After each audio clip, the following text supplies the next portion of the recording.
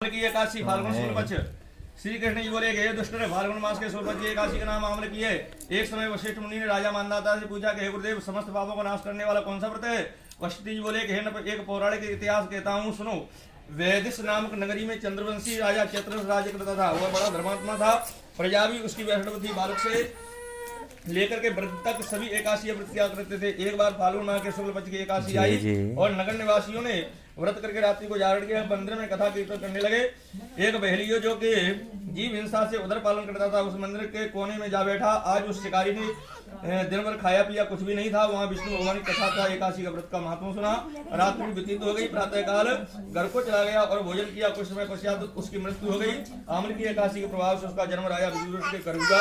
उसका नाम बसूरत प्रसिद्ध हुआ। एक दिन राजा वन विहार करने को गया और मार्ग भटक गया। तब परेशान होकर एक वृक्ष के नीचे सो गया। उसी कंडिये यहाँ चला दियो समय वहां मलेच्छों ने राजा को अकेला देखा। मलेच्छों के संबंधियों को किसी दोष के कारण राजा ने दंड दिया।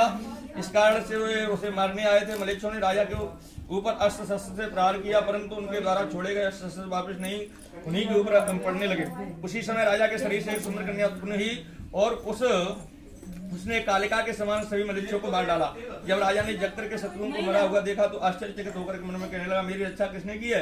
तभी आकाशवाणी हुई कि हे राजन आमला एकादशी के प्रभाव से तेरी रक्षा स्वयं विष्णु भगवान ने की है। इस दिन आंवले के पेड़ के नीचे कलश स्थापित करके दीप नैवेद्य पंचरत्न आदि से परशुराम भगवान की पूजा की जाती है। इस दिन आंवले का सागार होता है। बोलो ठाकुर जी मैया ठाकुर जी महाराज की जय।